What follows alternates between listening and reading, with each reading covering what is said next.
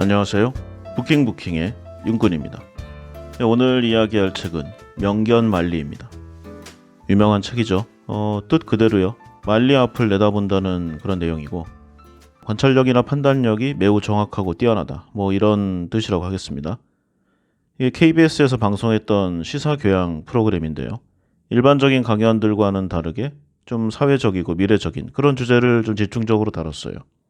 나오는 등장인물이나 패널들도 학자, 과학자, 기업가나 여러 분야의 전문가, 기타 지성인, 교양인 이렇게 평가받는 사람들이 많이 나왔습니다. 기본적으로 우리 사회가 당면한 미래 이슈를 직접 취재하고 이를 이제 강연을 통해 풀어내면서 청중과 직접 소통하고 공감을 이루는 아주 양질의 시사 교양 프로그램입니다.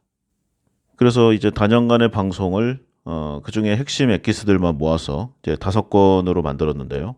이게 미래의 가치, 미래의 기회, 그리고 인류의 미래, 공존의 시대, 새로운 사회 이렇게 5권이 되어 있는데 지금 살펴볼 책은 이 중에서 새로운 사회편입니다. 책은 크게 이제 한 4-5가지의 이제 메인 타이틀로 이루어져 있는데 한번 발길이 가는 대로 의식의 흐름대로 이야기해 보도록 하겠습니다. 첫 번째는 이제 정치편.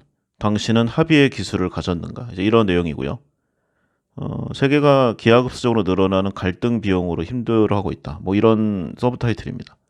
그래서 우리가 선과 악의 대립에서 벗어날 수 있는가라는 질문을 하고 있는데 그 이제 예로 민주주의를 말하고 있어요.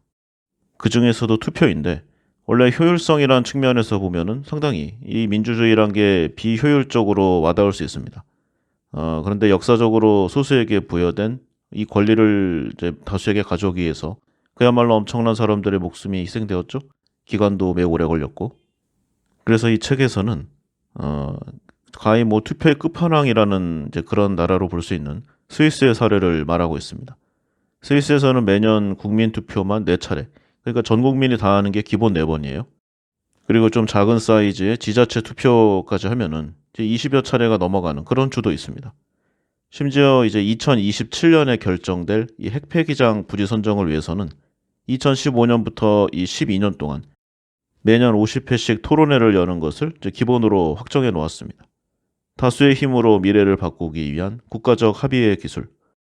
이게 상당히 귀찮아 보이지만요. 만약에 이런 이 과정의 정당성을 밟지 않고 좀 누군가의 독단으로 소수에게 이익이 가는 또는 이 스위스만의 어떤 이기적인 정책을 취했다가는 그 이후에 또 엄청난 갈등의 비용을 치를 수 있잖아요. 그래서 이 책에서는 이 스위스가 현명하게 과정상의 여러 문제들도 있었지만 이 문제들을 투표 그리고 크게 봐서는 민주주의라는 이 대전제의 이 제도로 해결해 나가는 이 기술을 배워야 한다고 이야기하고 있습니다. 기본적으로 이제 이런 내용이에요. 이제 계몽과 대의의 시대를 넘어섰잖아요. 중세 시대를 이제 계몽주의로 좀 해결하려는 이제 그런 노력이 많았고 대의의 시대를 넘어서서 이제 모두가 무섭게 폭발하는 이 참여의 열망이 생기고 있어요. 그리고 패권주의와 인종차별을 내세운 이제 각 국가의 이제 핵심 리더층 이런 상황에서 스위스는 어떠한 결정을 해야 하는가 이게 항상 고민이었다고 합니다. 그리고 이제 다른 나라들의 사례가 계속 올 거 아니에요. 스위스로. 스위스가 이제 중립국인데 물론 강소국의 평가를 받지만요. 그런 대우도 받고 있고 어쨌든 간에 독일, 영국, 프랑스 이런 나라들에 비해서는 좀 약하잖아요. 그래서 항상 주변의 이 정세 변화에 이 귀추를 기울일 수밖에 없습니다. 이웃나라 영국의 브렉시트가 사실 굉장히 충격으로 왔다고 해요. 젊은이들의 미래를 뺏는다는 비판에도 불구하고 그리고 엄청나게 다양한 그리고 객관화된 여러 숫자 지표들이 있음에도 불구하고 밀어붙였잖아요. 당장의 자신들의 이익을 위해서 결정했다고 하지만 결국으로 이게 엄청난 데미지로 이제 미래의 영국의 이 성장 잠재력을 갉아먹고 있습니다. 그럼 이건 과연 시민이 어리석어서 일어난 것인가? 일어난 현상인가? 하지만 이 부패한 이 절대 권력인 이 대통령 아니면은 국왕 이런 사람들을 평화적인 시위로 끌어내린 것도 결국 민주주의 그리고 시민의 힘 이런 내용을 잊지 않고 있습니다. 그리고 관련된 내용으로 이제 스위스판 이제 늑대 이야기를 하고 있어요. 늑대 이야기 다 아시죠? 엄마가 시장 다녀오는 동안 집 잘 지키고 있고 아무에게나 문 열어주면 안 되고 특히 늑대를 조심해야 되는데 이 늑대가 목소리가 거칠고 몸이 시꺼머니까 구별하기 쉬울 거야. 뭐 이런 얘기하고 나가는 그런 거 있잖아요. 이 이야기를 보면은 이제 엄마 염소가 이렇게 신신당부를 하고 떠나지만 목소리를 바꾸고 몸에 밀가루 칠을 한 늑대에게 아기 염소들이 속아 넘어가죠. 벽시계 속에 숨었던 막내만 빼고 다 잡아먹힙니다. 이 돌아온 엄마가 낮잠 자고 있던 늑대의 배를 갈라서 아기 염소들을 꺼낸 뒤에 그 안에 이제 돌을 채워놓고 꿰매버리죠. 그래서 잠에서 깨어난 늑대가 목이 말라서 우물가에 갔다가 무거운 배 때문에 우물 속에 빠져 죽는다. 뭐 이런 이야기입니다. 이 늑대와 7마리 아기 염소가 원래는 이제 구전되던 이제 전래동화 이야기를 독일의 그림 형제가 책으로 펴낸 이제 그런 이야기입니다. 200년 넘게 지난 지금 스위스에서 그런데 이 이야기의 현대적 버전이 이제 나오고 있어요. 실제로 늑대가 많다고 합니다. 스위스 땅에서 사라졌었는데 한 1990년대 후반부터 이제 좀 목격이 되더니 이제는 한 100마리 이상 이게 뭐 보이는 거니까 실제는 더 많을 수가 있죠. 그리고 스위스를 가보신 분들은 아시겠지만 뭐 알프스 산이 워낙 광활하잖아요. 그러니까 이 늑대를 사냥하는 게 정말 어렵습니다. 그래서 이 늑대들이 어떠한 피해를 끼치는가? 알프스 산악지대에서 매년 500마리 이상의 양과 염소를 잡아먹는다고 합니다. 그리고 사람에게도 데미지가 오죠. 워낙에 똑똑하고 신출귀몰해서 울타리를 높게 세우거나 경비견을 맹견을 준비해도 소용이 없는 그런 상황이라고 합니다. 어떻게든 침입할 틈을 찾아내서 가축을 물고 도망간다는 이 늑대. 옛날 이야기 속 늑대와 겹쳐진다고 하죠. 그래서 이 일을 이제 스위스 연방의회가 맡았다고 합니다. 그래서 이제 사냥법을 개정해서 통과시켰는데 필요할 경우 이제 늑대 개체수를 조절할 수 있다. 이런 내용이죠. 그리고 사냥의 허용 대상에는 늑대뿐만이 아니라 뭐 비버나 시라소니, 도요새 이런 좀 인간 생활에 해를 끼치는 사실 해를 끼친다고 하기도 좀 어렵지만 이런 야생동물들이 다수 포함되어 있습니다. 갑자기 이 이야기가 책에 왜 나오는가? 바로 이 개정 사냥법을 놓고 스위스가 양분단돼 있는 그런 상황이 벌어지게 돼요. 만약에 다른 나라다, 뭐 예를 들어 우리나라다, 그러면은 뭐 이건 간단하잖아요. 민가에 해를 끼쳤다, 농가의 가축물을 뭐 물고 도망갔다, 그러면 바로 사살입니다. 뭐 관에서 뭐라고 하기 전에 아마 개별적으로 다 했을 거예요. 그런데 이 전통적인 토론과 이 투표의 나라 스위스에서는 좀 다르게 흘러갔습니다. 녹색당이나 사회민주당, 기타 이제 진보 성향의 정당들 하고요. 각종 환경단체 그리고 동물권 운동가들이 이 법을 시행하면 안 된다면서 아주 결사적으로 국민투표에 붙이자고 주장한 것입니다. 이들은 결국 이 개정 사냥법이 공포된 다음에 이에 반대하는 사람들을 5만 명 이상의 서명을 받아서 국민투표의 성립 요건을 충족시켜내요. 그리고 언론 기고문 등을 통해서 자신들의 주장을 적극적으로 알리는 일을 시작했습니다. 대외적인 타이틀은 이제 야생동물이 실질적 해를 입히기 전에 죽이는 건 도덕적이지 못하고 인간은 멸종위기 야생동물과 함께 사는 걸 배워야 한다. 뭐 이런 내용이에요. 그래서 거리 곳곳에는 이 동물들에게 총구가 겨눠진 그림과 함께 노라고 쓰인 포스터가 붙게 됩니다.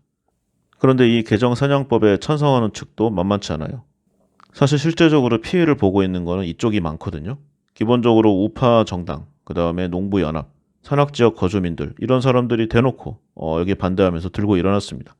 실제로 피해를 보는 건 우린데 왜 도시에서 안전하게 있는 너희들이 우리를 반대하는가?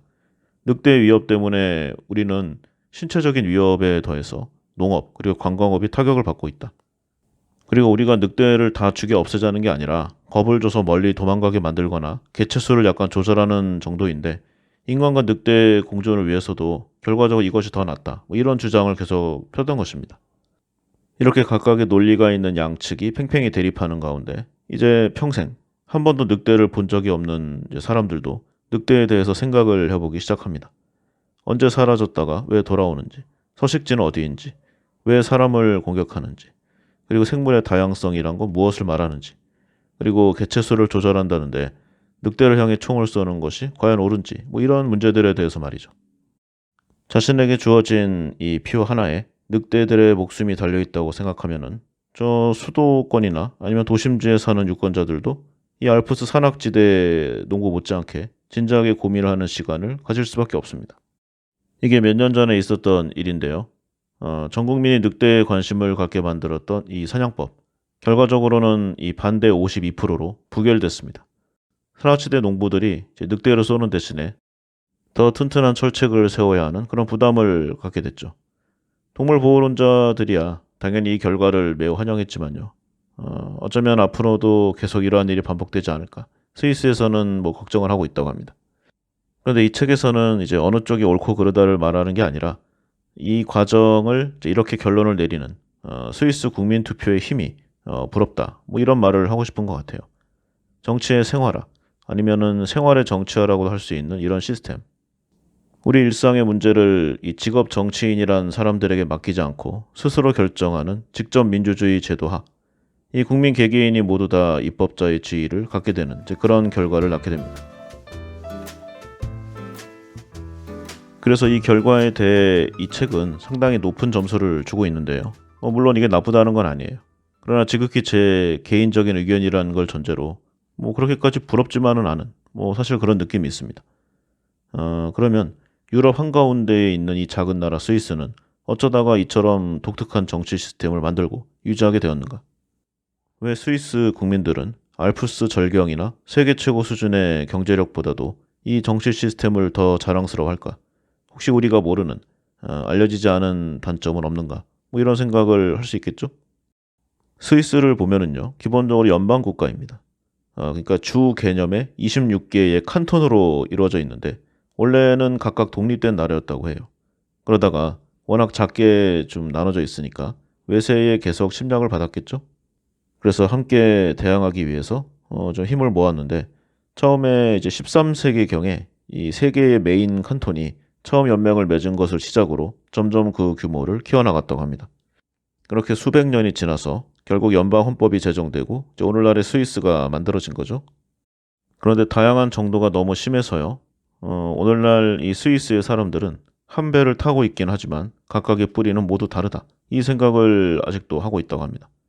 예를 들어서 이탈리아어권인 이 칸톤 티치노라는 곳의 출신은 이 독일어권인 칸톤 취리에서는 사실상 외국인 같은 이제 그런 취급을 받아요. 아니면 취리 출신이 이제 예를 들어서 프랑스어권인 이제 칸톤 제네바 같은 데 가도 마찬가지죠. 스위스의 국가 공식 언어만 4개. 그러니까 독일어, 프랑스어, 이탈리아, 그리고 로망슈어 이렇게 되고요. 그리고 26개의 각 칸톤이 독립적인 입법과 사법 행정 이 시스템을 갖추고 있는 이유이기도 합니다. 그런데 이렇게 각각의 칸톤의 독립성을 뭐 계속 좀 과하게 인정해주면은 뭐 국가가 운영이 안 될 거 아니에요? 그래서 이걸 하나로 묶는 이제 연방 시스템이 잘 돌아가게 이게 하는 게 좀 관건이에요. 그래서 상하원으로 구성된 연방 의회를 보면은 각 칸톤에서 고루 뽑힌 의원들이 들어가 있습니다. 여기에서 선출된 이제 7명의 연방 강요가 이제 내각을 이루죠. 그리고 외교부, 환경부 이런 기타 7개 부처의 장관을 맡는데 이 7명이 이제 돌아가면서 1년씩 대통령직을 수행하는 이제 그런 시스템을 갖고 있습니다. 상식적으로 보면은 너도 나도 1년씩 하는데 이 대통령의 파워가 아주 막강하진 않을 거 아니에요? 그래서 여기에 또 장단점이 있다고 합니다.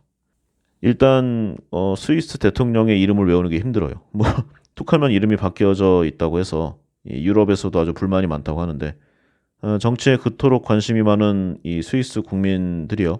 자신의 나라 대통령 이름을 잘 기억하지 못하는 이것도 좀 이해가 갑니다. 어쨌든 권력을 한 사람에게 독점적으로 주지 않고 분산시킨다는 점에서 이것은 합의 민주주의 또는 회의체 정부라고도 불리고 있죠. 이렇게 스위스의 연방 체제는 분명 대의민주주의적 요소로 이루어져 있습니다.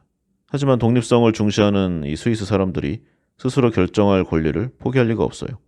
그래서 사소하고 좀 덜 중요한 사안은 의회와 내각에서 처리하게 내버려 두고요.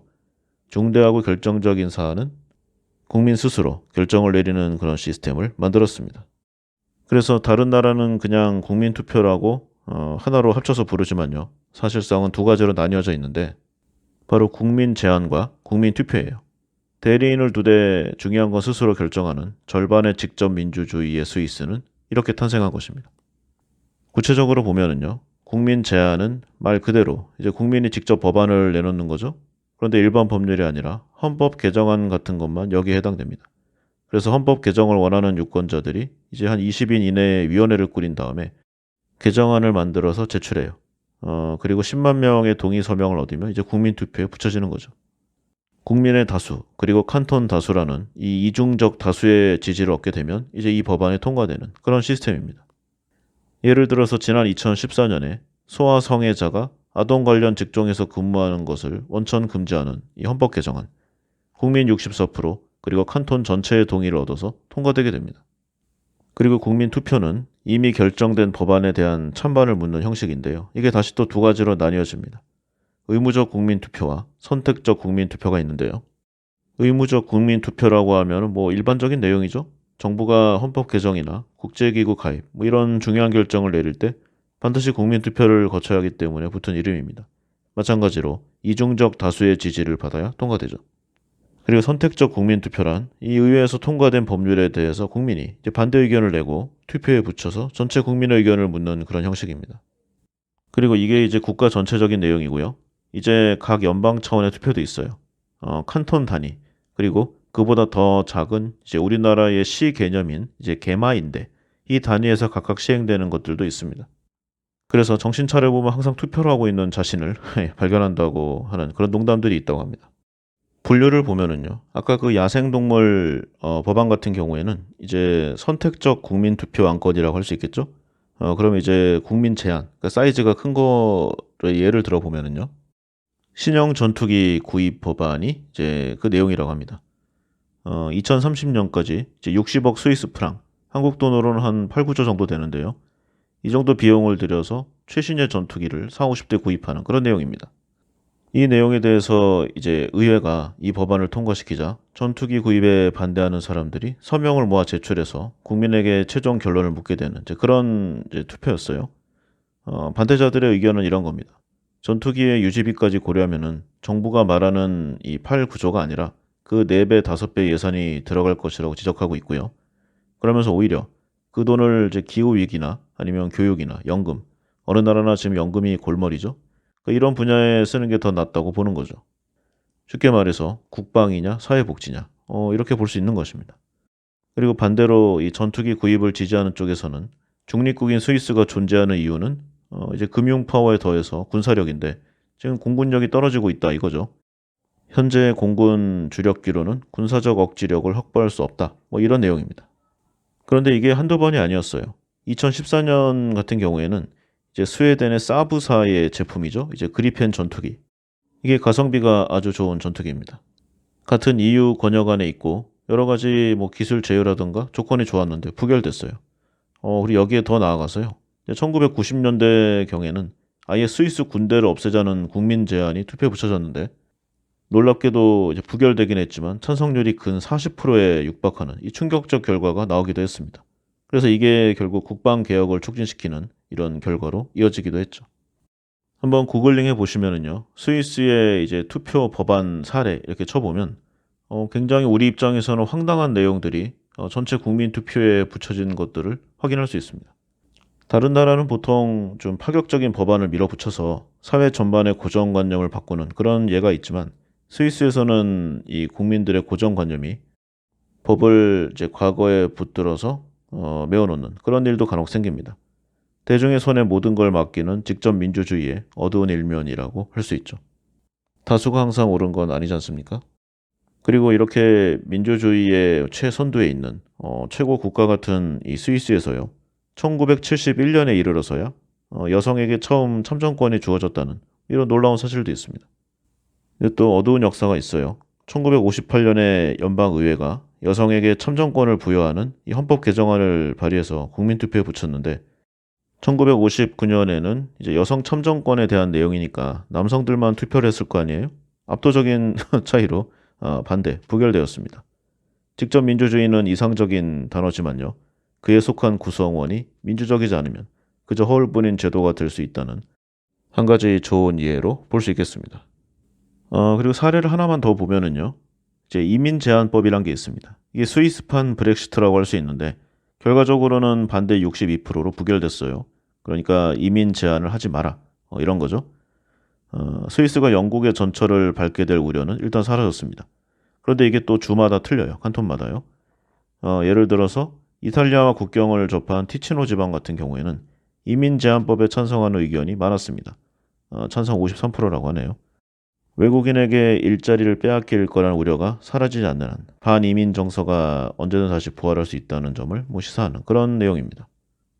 그래서 결론을 내리면은 스위스가 이제 직접 민주 정치가 잘 발달돼 있고 뭐 사회 여러 가지 뭐 명과 암도 있지만 어쨌든 투표로 국민들의 의견을 물어서 미래 정책을 결정하고 이걸 진행해 나가는 것은 대단히 훌륭한 내용이라고 할 수 있겠습니다. 그러나 그 속 내용을 보면은 어디까지나 뭐 당연한 내용일 수도 있겠지만요. 자신들의 바운더리 안에 있는 이 구성원들에게만 절대적으로 옳은 그리고 상당히 이기적인 결정을 많이 하는 것들도 볼 수 있습니다.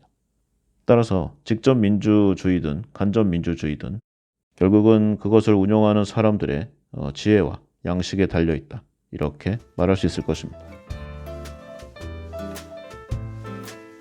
이러한 내용이 정치편이고요. 이제 생애 주기를 한번 보겠습니다. 이제 100세를 넘어서 120세의 평균 연령을 가고 있어요. 인간 수명이. 그리고 조사 결과 100명 중에 40명 이상이 100세 또는 100세 이상 사는 삶을 축복이 아니라고 대답했습니다. 그리고 100명 중에 60명 정도는 80세 조금 넘는 그 정도까지만 살고 싶다고 답할 정도예요. 그런데 이제 장수 국가로 대표적인 일본의 경우에 가장 많은 사람들이 사망하는 연령대가 90세를 이미 돌파했습니다. 이제 120세 시대가 어느새 눈앞에 다가왔다. 이렇게 할 수 있겠죠? 근데 뭐 어쩔 수 없습니다. 평균 나이가 많아지면은 국가의 지원과 혜택이 줄어들 수밖에 없어요. 그리고 상대적으로 미래 가치가 높다고 판단되는 저연령층, 그리고 유아 청소년 또는 청년층에 지원이 몰릴 수밖에 없습니다. 그래서 이제 뭐 정부 같은 곳에서 보면은 이제 인간의 생애 주기를 유년기, 성인기, 노인기 이게 기본이었잖아요. 근데 이거를 3등분이 아니라 4등분 해야 된다는 이제 그런 지표들이 나오고 있습니다. 한마디로 이제 아무도 책임져 주지 않는 인간의 마지막 노년기, 여기를 셀프 복지를 할 수 있을 것인가? 스스로를 부양해야 하는 셀프 부양의 시대에 과연 준비가 돼 있는가? 이런 이야기를 하고 있습니다. 그동안 뭐 비슷한 내용을 몇 번 했었습니다. 일단 출산율이 뭐 기하급수적으로 떨어지고 있어요. 2017년에 1.05, 2018년에 0.98, 2019년에 0.92, 20년에 0.84, 21년에 0.81, 그리고 22년에는 이제 0.7까지 떨어졌습니다. 합계 출산율 0점대는 과연 무엇을 말하는가? 엄청난 속도로 제로를 향해 달려가는 이 숫자 행렬은 과연 어떤 의미를 가져올 것인가? 출산율을 보면은요, 뭐 당연한 이야기지만 현재의 인구를 유지하는 데 필수 수준을 지켜야 됩니다. UN 유럽 경제위원회를 보면은요, 이제 이 합계 출산율의 최소치를 2.1명으로 추산한 바가 있습니다. 새로운 부부 2명이 만나서 2.1명을 낳아야 이제 자연적인 이제 손모분을 빼고 유지가 된다는 뭐 아주 산술적인 내용입니다. 그런데 우리나라는 이미 평균은커녕 절반에도 못 미치죠. 그리고 출산율이 1.0 미만으로 떨어지면은요, 30년 뒤에 출생 인구가 절반으로 감소하는 이 공식이 있습니다. 출산율이 2.1 아래로 내려가면 저출산, 1.3 이하로 3년 이상 지속되면 초저출산이라고 하는데 우리나라는 이미 2002년부터 그러니까 약 20여 년 전부터 초저출산 현상이 시작되었어요. 그리고 더 심각한 문제는 이 출산율의 하락 속도가 더욱더 빨라지고 있고 초저출산의 기간도 점점 더 길어지고 있다는 그런 내용입니다. 급기야 이제 총 인구가 정부 수립 이후에 처음으로 감소하는 그런 상황까지 벌어졌어요. 사망자 수가 출생아 수를 넘어서는 인구 자연 감소는 2020년경부터 시작된 게 맞지만 원래 총 인구가 감소하는 시기는 한 2030년 정도 예상을 했었거든요. 그런데 이게 10년이나 이제 앞당겨진 그런 상황입니다. 학계의 추산치를 보면은 현재 상황이 지속되면은 일하는 인구가 급격히 줄어드는 2030년에 이제 인구 절벽을 넘어서 인구 재앙을 체감할 것으로 보고 있습니다. 그리고 전 세계의 이제 대부분의 학계에서요, 인구 부족으로 지구상에서 가장 먼저 사라질 나라로 한국을 꼽았다는 이런 충격적인 사실도 있어요. 대표적으로 영국의 이제 옥스퍼드 인구문제연구소인데 이 전망이 허황되게 들리지만 않는 좀 무섭게 들려오는 그런 상황입니다. 원래 이제 사회학이나 인류학을 보면은요, 이제 인류 역사 전체를 통틀어서 뭐 전염병 창궐이나 전쟁 아니면 이제 국가의 체제 붕괴 이런 전 국가적인 어려움이 아니면은 0점대 합계 출산율이 나오기는 어렵다고 봤습니다. 어느 정도까지는 인구가 이 경제나 사회 전반에 미치는 영향력이 뭐 크지 않다고 느낄 수도 있어요. 그런데 한번 임계점을 넘어서면은요, 대응이 어렵고 이 사회 구성원 전체의 삶의 질에 악영향을 줍니다. 그리고 아무래도 우리나라는 그 임계점에 다다른 것이 분명하다. 뭐 이렇게 할 수 있겠죠. 근데 좀 이상한 내용이 있습니다. 원래 모든 생명체는요, 인간뿐만이 아니라 어떤 좀 위기의 상황에 처했을 때 종족 유지, 또 종족 번식의 본능이 있다고 합니다. 그러니까 만약에 우리가 어떤 생활이 어렵고 위기가 있다. 그러면은 자녀를 더 많이 낳는 게 생명체의 본질이에요. 그런데 우리는 맨날 위기다 위기다 하면서 반대로 가고 있죠. 역사를 보면은요. 1960년 전으로 우리나라의 출산율은 평균 대여섯 명이었습니다. 한국전쟁 이후에는 집집마다 이렇게 아이를 낳는 것을 당연하게 여겼었죠. 그래서 이제 베이비 부머의 이제 대표적 주자라고 보는 58년 개띠, 이제 100만 명 넘게 태어나는 그 스타트를 끊게 됩니다. 그래서 1970년생까지는요, 100만 명이 태어났고, 1980년생은 한 86만 명, 1990년생이 좀 떨어지긴 했지만, 그래도 65만 명, 70만 명을 유지했어요. 그러다가 2010년도에 들어오니까 이제 40만 명대로 줄더니, 이제 2020년생은 20만 명대로 떨어지는 이런 충격적인 결과를 가져온 것입니다. 한 세대를 30년 정도 보면은요, 이제 1970년에서 2020년까지의 인구 추이를 이제 그래프화해 보면은 굉장한 기울기를 볼 수 있습니다. 그리고 이 기울기의 추세를 토대로 다음 때를 예상할 수 있죠. 결혼 정년기 인구 감소와 만원 경향 등을 고려할 때 이제 다음 세대가 지금보다도 더욱 자녀를 낳지 않는 이제 그런 세대로 들어가는 그런 상황입니다. 그러면 국가는 무엇을 했는가? 지난 20년 동안요. 정부는 이제 보수 정부, 진보 정부를 떠나서 이 출산율 제고 정책 하나만은 공통된 의견을 보여왔습니다. 토탈에서 출산율 제고에만 약 200조 원을 썼어요. 그러니까 1년에 10조 이상을 아기를 많이 낳으라는 그 조건 하나에 투자를 한 것입니다. 중앙정부와 지자체가 만든 관련 제도가 2,000개 이상이라고 하니까 얼마나 많은 정책을 쏟아냈는지 모를 정도죠. 그러면 이토록 많은 예산을 들이고도 출산율이 떨어지는 이유는 무엇인가? 뭐 보통 인구 감소가 여러 가지 이제 경제, 사회, 문화적 원인이 좀 복합적으로 작용돼 있죠. 그러니까 해법 역시 단순하지는 않습니다. 출산율 저하의 가장 중요한 원인은 뭐 1차적으로는 출산의 주체가 돼야 할 청년 세대가 뭐 불안을 느낀다. 미래의 희망보다 절망이 앞선다. 뭐 여기에 있겠죠. 실제로 1990년대 후반만 해도 이제 45만 건에 육박하던 결혼 건수가 이제 2010년대 후반으로 오면은 25만 건을 겨우 넘는 그런 수준으로 떨어졌어요. 그리고 2020년 정도 들어오니까요. 이제 20만 선이 붕괴됐습니다. 그리고 추가로요. 모든 연령대에서 자녀에 대한 필요성, 이게 굉장히 감소하고 있고요. 특히 10대의 경우에는 60%, 20대는 52% 이상이 결혼을 하더라도 자녀의 필요성을 전혀 못 느낀다고 응답했습니다. 그리고 그나마 이제는 결혼 자체를 하지 않는다는 그런 좀 퍼센테이지가 높아지고 있고, 결혼이 뭡니까? 결혼 이전에 이제 연애 자체를 포기하고 있는 그런 단계입니다. 한때는 인구가 너무 많아진다고 적극적 산하 제한 정책을 취했었죠. 그래서 1983년이 되니까 출산율이 2.1명 이하로 떨어졌는데 이게 좀 일시적인 현상으로 여긴 정부가 정책이 잘 먹히고 있구나. 더 강력한 산하 제한 정책을 펴야 되겠다. 그래서 2005년에 결국 출산율이 1.08명까지 떨어지게 됩니다.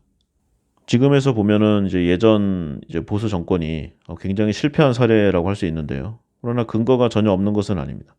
이 산하 제한의 이론적 근거로 작용했던 것이 이제 영국 경제학자 토머스 멜서스의 인구론이죠.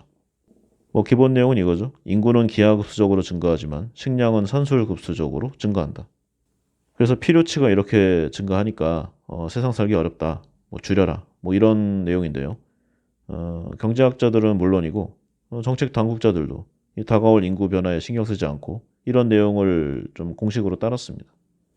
그래서 출산율이 1%대로 뚝 떨어지고 나서야 겨우 이제 이걸 챙기는 모양새를 취했는데 뭐 물론 국가도 변명거리가 있습니다. IMF 같은 이제 국가 중대사가 있었기 때문에 당장 지금의 위기를 넘기는 게 우선이었죠.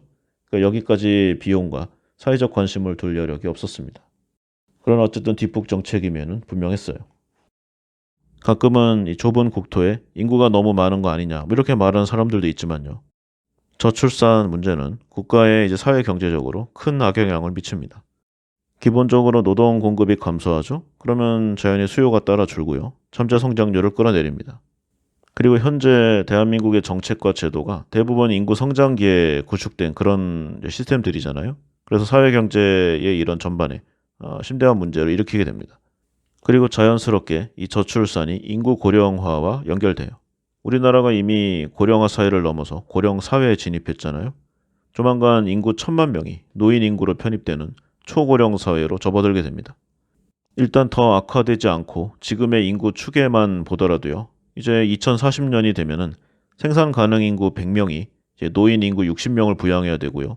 그 다음에 2065년이 되면은 이제 100명을 부담해야 되는, 그러니까 1대1 매칭이 이뤄지게 됩니다. 이게 말이 안 되죠. 그리고 아까 말씀드렸듯이 이게 현재 기준으로 잡은 거기 때문에 점점 더 악화되고 있잖아요. 그러니까 이 그래프가 더 기울어집니다. 미래 사회가 더욱 암담해지는 거죠.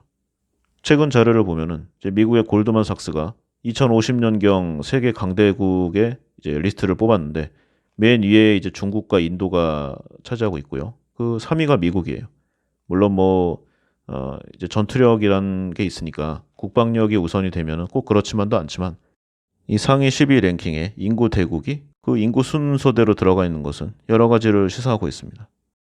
그리고 인구 대국들이 이제 빠르게 이제 국가의 경쟁력을 늘려나갈 때 이제 우리나라는 노인 부양 부담이 전 세계 평균보다 3배 이상 악화되는, 그러니까 더 이상 성장할 수 없는 나라로 떨어지게 됩니다. 물론 출산이 엄연히 개인의 선택이고 권리죠. 워낙 현재가 어렵고 미래가 불안하니까 이제 결혼과 출산하지 않는 것도 생명체는 이기적 존재니까 합리적인 선택이라고 볼 수도 있습니다.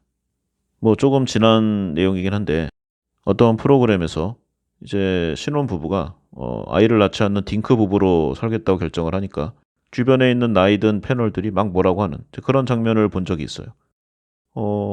이게 아이를 낳지 않는다고 뭐가 이기적인 건지, 뭐가 자신들만을 위한 건지 전혀 모르겠고 그 사람들이 과거의 그 생각법에 빠져서 바뀐 세상을 모른다. 저는 이렇게 생각하거든요. 결혼을 하고 출산을 할 수 있는 그런 안정적인 환경을 만들어주는데 매진을 해야 된다. 이게 정확한 해법이 아닐까 생각합니다. 그런데 최근에 사회를 보면은요.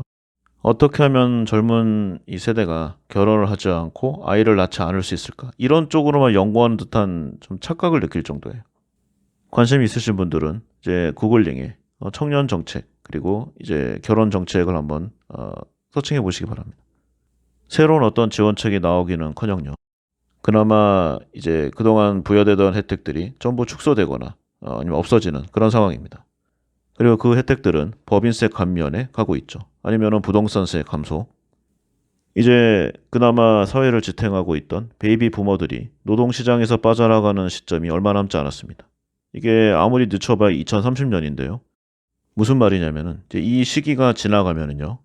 설사 어떤 획기적인 정책이 나온다고 하더라도 이제 그 모수가 적어서 아무리 이제 부채로 바람을 붙여도 이제 불이 안 붙는다는 그런 내용입니다. 그러면 여담으로 어떤 좋은 정책이 있는가? 세상에 만병통치의 정책은 없습니다. 그러나 적어도 이 출산에 관련된 예산을 20년간 200조 원을 썼는데도 효과가 없다. 그런 방법을 바꿔야 되는 것만은 분명해요. 여기에 예를 들어서 헝가리의 이야기를 한번 해보겠습니다. 헝가리도요. 1998년부터 2018년까지 매년 인구가 감소하고 있었습니다. 20년간 헝가리 인구 약 60만 명이 줄어들었죠. 그리고 2004년에 헝가리가 유럽연합을 가입했거든요. 그러니까 설상가상으로 서유럽 쪽으로 이제 국가의 우수한 인적자원, 핵심 두뇌 유출 현상이 굉장히 심각한 문제로 대두되었습니다. 그러면 보통 나라가 이 정도까지 오면은요. 이제 해외로부터 그러니까 이민을 적극적으로 받아들여서 인구 감소를 해결하려는 이런 게 이제 일반적인 유럽의 정책이잖아요. 그런데 이쪽에 총리가 좀 문제가 있어요. 순혈주의 정책을 내세웠거든요. 헝가리가 그렇게 대단한 나라 같지는 않은데 어쨌든 그래서 예를 들어 세르비아 쪽에서 국경을 넘어오는 이런 난민을 막기 위해서 150km에 이르는 난민 장벽을 세운, 그러니까 유럽의 트럼프라고 할 수 있습니다. 이거 하나만 봐도 어떤 정치 철학을 갖고 있는지 확실히 알 수 있겠죠? 그래서 이렇게 해외로부터의 난민에 대해서는 초강경 대응을 하고 있지만 낮은 출산율과 인구 감소, 이게 결국 국가의 종말을 가져온다는 이 위기의식은 확실히 갖고 있었다고 합니다. 그래서 이 인구 감소 문제를 해결하는 방안으로 어떤 정책을 폈는가? 한마디로 현금을 살포했습니다. 예를 들어서요. 이제 40세 미만의 이제 초혼 여성을 대상으로 이제 결혼을 하면은 한국 돈으로 한 4천만 원까지 무이자로 대출을 해줍니다. 그런데 여기서 만약에 자녀를 2명 이상 낳는다. 그러면 대출액의 3분의 1, 이걸 면제해줘요. 그리고 만약에 3명 이상을 출산한다. 그럼 이 4천만 원 대출액을 전체 탕감해 줍니다. 그러니까 한마디로 돈을 주는 거죠. 또 3명의 자녀가 있는 가정이 7인승 자동차를 구매할 경우에 하나 1천만 원 정도를 지급합니다. 기타로 주거비에 강력한 보조 정책을 취하고 있죠. 물론 이러한 내용을 지금의 우리나라와 직접 비교하기는 좀 어렵습니다. 어느 나라나 마찬가지지만 우리나라는 이런 부분에 좀 더 큰 것 같아요. 그러니까 평등을 지향하는 게 의식이 더 큰데 그걸 감안해도 우리나라에서 이제 부의 좀 타고남이 너무 크잖아요. 소수의 사회 지도층이 대부분의 부를 차지하고 대다수가 이 얼마 안 되는 부스러기를 나눠야 되는 상황에서 과연 누가 결혼을 하고 아이를 낳을 것인가? 자신 스스로 자기 하나만 더 살아남기가 이 팍팍한 세상이니까 자녀보다 스스로를 우선적으로 생각하는 이 이기적 유전자의 생존 DNA가 발휘된 것은 아닌가. 어쩌면 어떤 수를 쓰더라도 미래는 지금보다 더 절망적인 인구 감소에 이은 국가 소멸의 단계에 이르는 절망적인 상황이 벌어지지 않을까. 이런 생각이 드는 게 과연 나뿐인가. 이런 여러 가지 생각을 해보게 됩니다. 자, 다음으로는 이제 직업과 창업 편입니다. 역사적으로 이제 대부분 그랬어요. 창업의 정신이 사라진 나라, 개척 정신이 없어진 나라는 언제나 파멸을 맞았습니다. 그러면 우리는 어떻게 대응을 해야 하는가? 현재 우리나라를 보면은요, 개인 창업을 한 사업체, 여기에 생존 기간의 중위수가 2.6년에 불과한 것으로 조사됐습니다. 참고로 중위수라고 하면은 이제 업체를 이제 생존 기간을 일렬로 쭉 세워놓잖아요. 이때 가장 가운데에 있는 정중앙에 위치한 값을 의미합니다.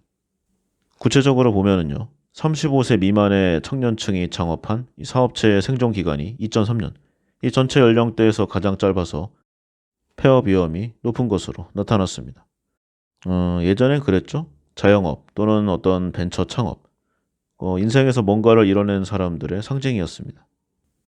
아무리 사업체가 작아도 이 사장님이라고 불리우는 호칭 속에 어떤 좀 커다란 자부심 같은 게 있었어요.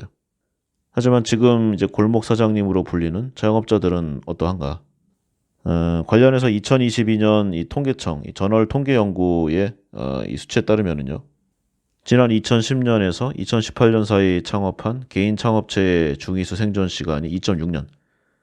여기 이제 개인 창업 사업체의 1년 생존율이 79%. 하지만 3년으로 가면은요. 45%까지 떨어지고요. 5년 생존율로 가면은 30% 이하로 내려가는 아주 참담한 결과를 볼 수 있습니다. 다시 말해서 이제 창업을 하면은요. 10곳 중에 7곳이 창업 후에 5년 안에 폐업한다는 그런 의미죠. 그리고 자영업의 이 스토리가 대부분 그렇듯이 폐업을 하기 직전까지 돈을 버는 게 아닙니다. 폐업을 하기 직전까지 돈을 계속 갖다 붓는 거죠. 벌어가기는커녕 계속 자기 돈을 투자하는 겁니다. 업종별로 봐도요. 소매업과 이 금융, 보험업 이런 중위수 생존 시간이 1.9년으로 가장 짧았습니다. 조금 낫다는 음식점업하고 사업지원 서비스 이런 업종도 생존 시간이 2년에 불과했죠. 그리고 프랜차이즈 가맹점의 이 사업체의 중위수 생존 기간은 4.3년.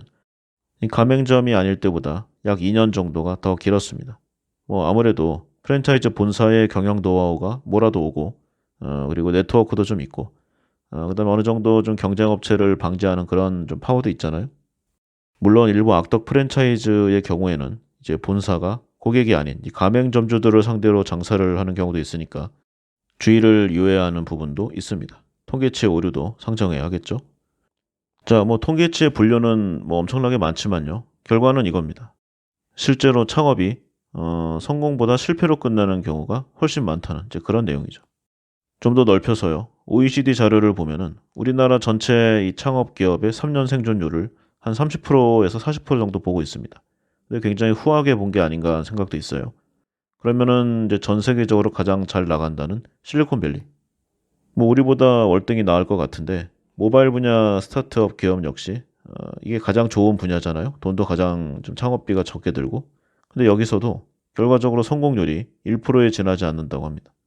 그리고 국가 전체적으로 가장 모범적인 창업 생태계를 구축한 이스라엘의 경우에도 창업 성공률이 역시 크게 다르지 않다고 해요. 이스라엘의 벤처캐피털 연구센터, 이게 IVC라고 하는데 1999년부터 2014년까지 이스라엘에서 창업한 약 1만여 개의 스타트업 기업 중에 불과 4%만 생존했다는 충격적인 결과를 나타냈습니다.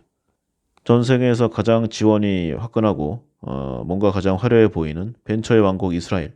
여기에도 창업 실패의 그림자가 짙게 들여 있다는 겁니다. 물론 이러한 내용을 모르는 사람은 없습니다.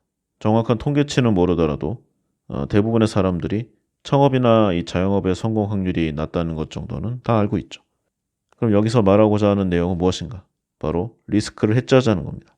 위험을 줄이자는 건데 사람들이 이제 창업 성공률이 낮음에도 창업에 뛰어든 사람이다. 그러면 당연히 위험을 감내하려는 성향이 높은 사람이라고 이렇게 판단을 합니다. 보통 이제 창업자를 분류하죠. 마인드셋. 그러면은 이제 기업가 정신을 계속 강조를 하는데 뭐 학자나 아니면 단체, 뭐 기관마다 차이는 있지만요. 기업가가 위험을 감수하면서 새로운 기술과 혁신을 도모하는 이런 의식, 이런 쪽으로 좀 몰고 가는 귀결하는 그런 경향이 있어요. 즉 기업가의 도전 정신 및 혁신, 그리고 위험을 감수하는 성향을 성공의 전제 조건 또는 기업가 정신을 구성하는 중요한 요소로 보고 있는 것이죠. 그런데 이 책에서도 나와 있지만 제 개인적인 생각도 그래요. 창업가가 보통 사람과 다르게 기꺼이 위험을 감내할 것이라는 생각은 사실 큰 편견이라고 봅니다. 세상에 위험을 좋아하는 사람은 아무도 없습니다. 창업가 역시 마찬가지예요. 많은 창업가들이 이제 자신의 어떤 좀 독창적이고 획기적인 그런 아이디어나 기술을 사업화하고 싶었을 뿐이지 위험 자체를 즐기기 위해 사업을 하는 사람은 아무도 없습니다. 뭐 혹시 좀 이상한 사람이 뭐 세상에 있을 수 있으니까 아주 약간 뭐 있다고 하더라도요. 정말 극소수일 거예요. 자신의 아이디어를 실현시켜 나가고 성공으로 가는 길에 있는 위험을 감수할 뿐이지 그걸 목표로 돌진하는 사람은 없을 겁니다. 따라서 바꿔 말하면요. 기업가는 자신이 직면한 위험을 무조건 수용하고 받아들이는 것이 아니라 가능하다면 위험을 회피하고 줄일 수 있는 다양한 방법을 모색해야 한다는 그런 내용입니다.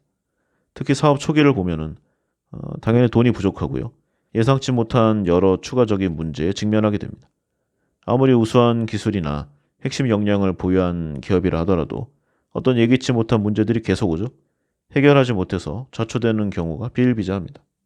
또는 이러한 어떤 문제는 해결한다 하더라도 또 사람 사이의 관계라던가 아니면 좀 심하게는 누가 핵심 기술을 들고 나가서 또 차릴 수도 있잖아요. 그러니까 이런 휴먼 리스크도 매우 위험하죠.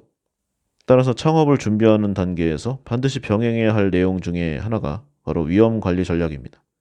창업 이후에 전개될 수 있는 여러 위험 상황을 분야별로 확인하고 각각의 위험을 어떤 방식으로 회피할 것인가, 관리할 것인가 여기에 대한 좀 플랜 B, 그러니까 시나리오가 있어야 됩니다.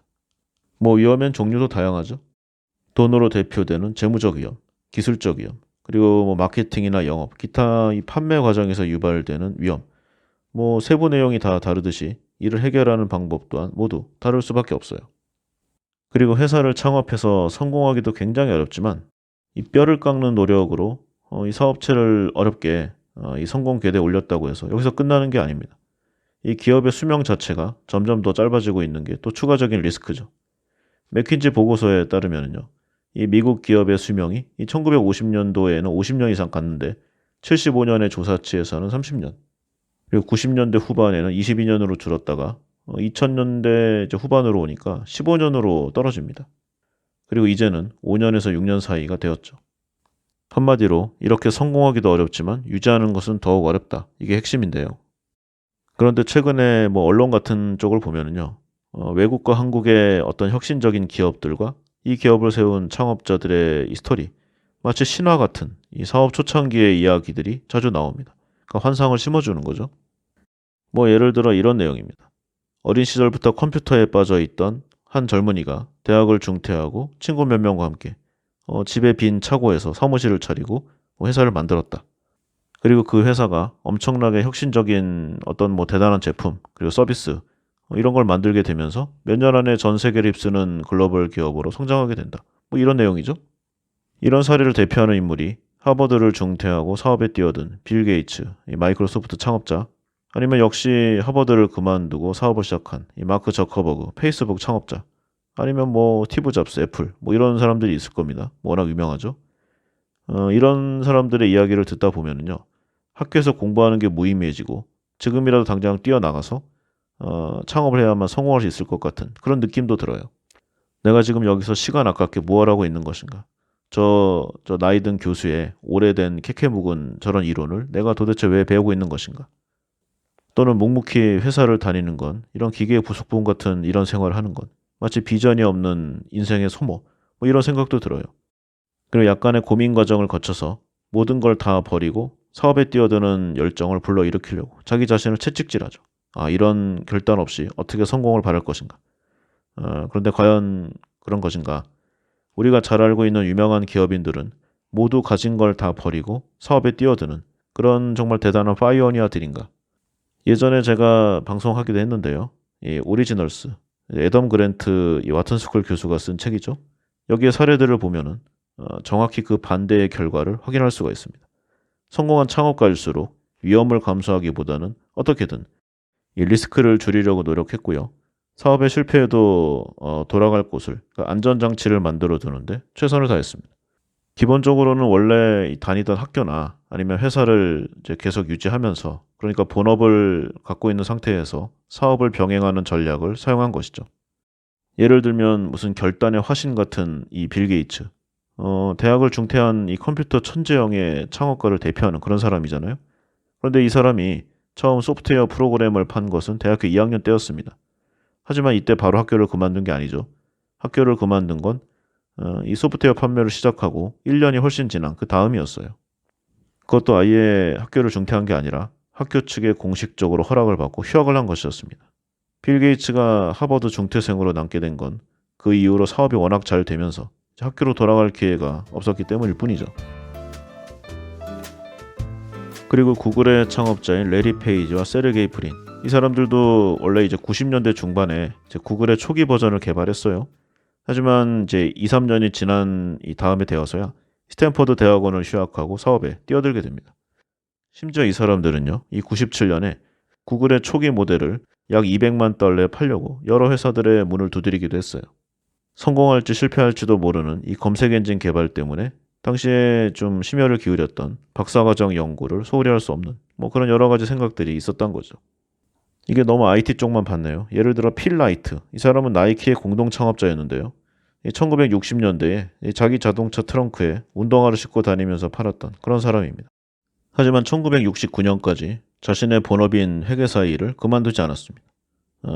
그리고 뭐 또 IT긴 하지만 애플의 공동 창업자 스티브 워즈니악, 이 사람도 1976년에 스티브 잡스와 애플을 창업했죠. 하지만 그 이듬해까지도 원래 다니던 이 휴렛 패커드에서 계속해서 R&D 엔지니어로 일했던 그런 이제 전적이 있습니다. 그런데 이렇게 말하면 좀 너무 유명한 사람들의 사례만 있으니까 좀 현실과 동떨어진 그런 이야기일 수 있잖아요. 방금 말한 것처럼 최대한 위험을 회피하고 위험을 분산시키려는 창업자들도 있는 반면에 뭐 당연하게도 큰 위험을 무릅쓰는 걸 마다하지 않고 사업을 시작해서 좋은 결과 얻는 사람들도 있습니다. 그러면 진짜 현실은 어떠한가? 여기에 관한 통계가 있습니다. 미국에서 성공한 이 벤처기업 창업자의 이력을 분석한 자료인데, 이게 이제 뉴욕 타임스가 블룸버그의 기술 투자 펀드인 이 블룸버그 베타의 자료를 분석한 그 기사 내용이에요. 블룸버그 베타가 이제 UC 버클리 하스 경영대학원과 함께 이 조사한 자료인데요. 이 결과를 보면은요, 어느 정도 사업이 궤도에 오른 기업들만을 대상으로 한 그런 조사였습니다. 그러니까 꼭 매출액이 좀 잘 나오지 않는다고 하더라도 어떤 좀 큰 벤처 캐피탈이나 그런 쪽에서 투자를 유치한 것도 성공 케이스에 넣은 거죠. 이 결과를 보면은 성공한 창업자들 중에서 이 빌 게이츠나 스티브 잡스, 마크 저커버그 같은 대학 중퇴 이력을 찾아보기는 힘들었습니다. 그리고 분석 결과를 보면은요, 이들이 지금 운영하고 있는 회사를 창업한 나이가 평균 38세였습니다. 우리가 보통 20대 초반의 어린 나이에 창업해야 성공할 수 있다, 뭐 이런 통념을 갖고 있잖아요. 완전 정반대의 결과였습니다. 성공한 창업자들 10명 중에 4, 5명이 40살이 넘은 후에 창업한 것으로 나타났죠. 또 이들의 평균 학력이 최소 석사 이상인 것으로 나타났습니다. 그리고 이 사람들이요, 평균적으로 최소 15년 이상 다른 사람이 창업한 벤처회사에서 직원으로 일한 경험을 갖고 있습니다. 최소 10년 이상 이제 셀러리맨 생활을 하고 나서야 그 경력과 경험으로 자신의 회사를 차렸다는 그런 결과치가 나온 거죠. 그리고 추세가 아무래도 IT 쪽으로 갈 수밖에 없으니까 성공한 창업자의 50% 이상이 IT 기술 관련 경력을 갖고 있었습니다. 근데 이거는 뭐 조사 대상이 성공한 IT 벤처 창업자들 뭐 이쪽이니까 이제 이런 수치의 비중이 높을 수밖에 없습니다. 그리고 창업자들의 경력을 보면은요, 첫 번째 사업에서 실패한 사람들이 두 번째 창업 때는 이제 투자자로부터 더 많은 돈을 모으는데 성공할 이런 가능성이 높은 것으로 또 나타났어요. 뭐 기타도 몇 가지가 더 있는데요. 이런 여러 결과를 보면은 이제 사람들이 성공한 창업자들에 대해 갖고 있는 일반적인 생각과는 다르게 사업에 성공하기 위해서는 뭐 물론 패기와 열정이 중요하지만 전문적인 지식과 경험 그리고 네트워크가 매우 중요한 영향을 끼친다는 것을 알 수 있습니다. 여기에 대해서 오리지널스 책에 잘 정리가 되어 있는데요. 최고의 기업가들은 위험을 극대화하지 않고 심지어는 위험 요소를 아예 제거해 버린다. 이렇게 말하고 있습니다. 사실 자신의 회사를 차린다는 건 매우 큰 불확실성에 자신의 전체 인생 커리어를 맡기는 일일 수밖에 없는데요. 그렇게 큰 위험을 지는 만큼 성공할 수 있다는 확신이 들 때까지 기다려야 되겠죠? 신중하게. 그리고 최악의 경우 사업에 실패하는 일이 있더라도 자신의 삶이 뿌리째 흔들리지 않도록 여러 안전망을 마련해둬야 한다는 그런 충고를 하고 있습니다. 예를 들어 빌 게이츠 같은 경우에는요. 과거 뉴욕타임즈와 인터뷰에서 절대로 자신을 따라하지 말라고 충고했어요. 나는 대학을 중퇴했지만 운이 좋아서 소프트웨어를 개발하는 일을 계속했고 일반적으로는 대학 학위를 받는 게 성공으로 가는 그리고 안정적인 생활을 하는 더 확실한 길임을 여러분들은 기억하기 바랍니다. 뭐 이렇게 말을 했습니다. 사실 지금 그렇습니다. 한번 넘어지면 다시 일어서기가 어려운 그런 시대예요. 나이가 많은 상황에서의 자영업 또는 창업은 더 그러하겠죠. 물론 열과 성을 다해서 최선의 노력을 기울여야 함이 당연하지만 그 이전에 최대한 위험을 회피하고 성공의 확률을 높이는 전략을 잘 수립해야 함이 우선일 것입니다. 주위에서 이제 심지어 자신은 창업을 해보지도 않았지만 단지 나이가 좀 더 많다는 뭐 그런 이유만으로 뭐 과감하게 도전해라. 뭐 열정 없이 성공 없다. 이런 얘기를 하는 사람들을 멀리해야 됩니다. 그런 말은 자기 자신이 스스로에게 해야 되는 그런 다짐과 같은 것이겠죠. 주위에서 함부로 이렇게 바람을 불어넣어서는 안 되는 내용들입니다. 손자병법에 이런 말이 있습니다. 싸우지 않고 이기는 것이 최선이다. 위험한 상황을 마주쳐서 그것을 이겨내기 위해 고통을 겪는 것보다는 치밀하고 명확한 준비로 사전에 승리 요건을 만들어 놓는 것이 우선이다. 가히 시대를 초월하는 인생의 조언이 아닐 수 없습니다. 이상의 내용으로 명견만리의 이 새로운 사회편을 읽고 난 여러 가지 감상과 그 내용을 정리해 보았습니다. 책에 나온 주제 중에 한 절반 정도를 다뤄봤는데요. 여러 방면에서 생각할 거리와 여러 통찰력 그리고 제언을 해주는 좋은 책이라고 생각합니다. 세상이 분명 더 힘들고 어려워지고 있는 듯 보이지만 언제나 그랬듯이 빛과 솔루션은 존재합니다. 예전에 올드한 시절의 당연함이 더 이상 유효하지 않은 이 새로운 세상에서 더 나은 세상을 향한 이 아이디어와 현명한 통찰을 찾는 분들에게 이 책의 일독을 권해드립니다. 예, 오늘은 여기까지 하겠습니다. 감사합니다.